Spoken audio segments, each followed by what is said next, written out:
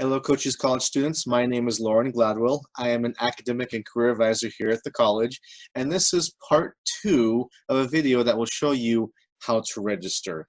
If you don't know how to use the schedule of classes to find classes to register for, then you need to go back and look at part 1, which talks about that. If you already know how to use a schedule of classes and you just need to know how to register through your My Cochise portal, this is exactly where you need to be. Let's get going. All right. You've consulted your My Degree Plan, you've talked to your advisor, you've been through the schedule of classes, and you know exactly which classes you need to take. Now is the time to go into your My Cochise portal so that you can register for those classes. Once you log into your My Cochise, the first thing you're going to do is scroll down to here where it says My Classes and click into that link right there. Once this comes up, you'll see quite a few options here.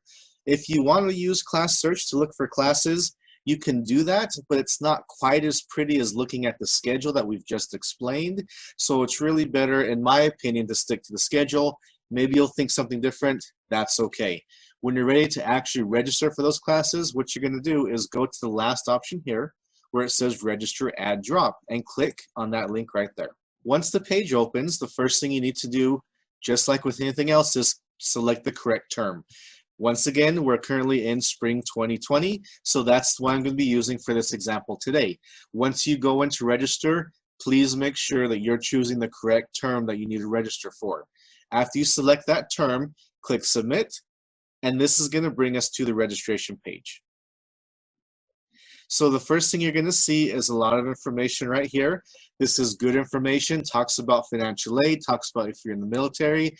Be sure that you read this information before you do anything else, okay? All right, so like we said before, you've already been inside the schedule of classes, you found all of those classes you need to be in, and like I mentioned in that video, you should have written down those CRNs. One thing to make note of here, be absolutely positive you are writing down the correct CRN for your class. If you don't write down the correct CRN, you may accidentally end up in a class that you shouldn't be in. So always double and triple check that you have the right CRN number from the schedule of classes.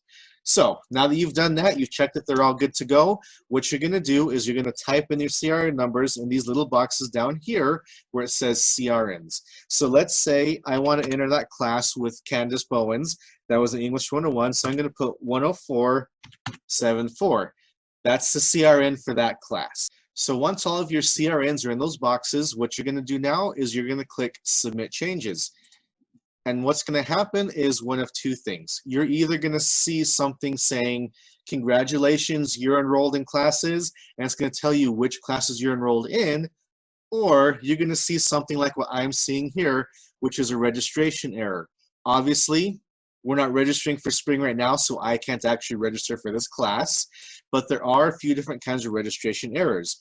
If you get to this point and you have a registration error and it's telling you that you have something like unmet prerequisites or there's something keeping you from registering for this class, the thing that you need to do is immediately reach out to your advisor, because it could be something as simple as us putting in an override for something that you should be in, or maybe you shouldn't be in that class and we need to talk about to see what's going on.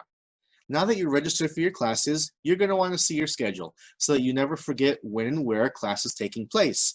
If we come back here to the My Classes screen where we registered in the first place, over here on the right, you'll see some options.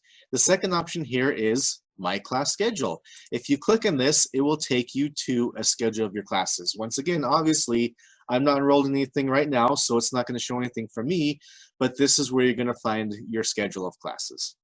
And that's how you register through your My Cochise portal. If you ran into any problems or you have any questions whatsoever, please do not feel bad about reaching out to us, your advisors. That's what we're here for. If there's anything we can answer for you, we are more than happy to do so. So please reach out to us. We look forward to hearing from you, and good luck in your academic success.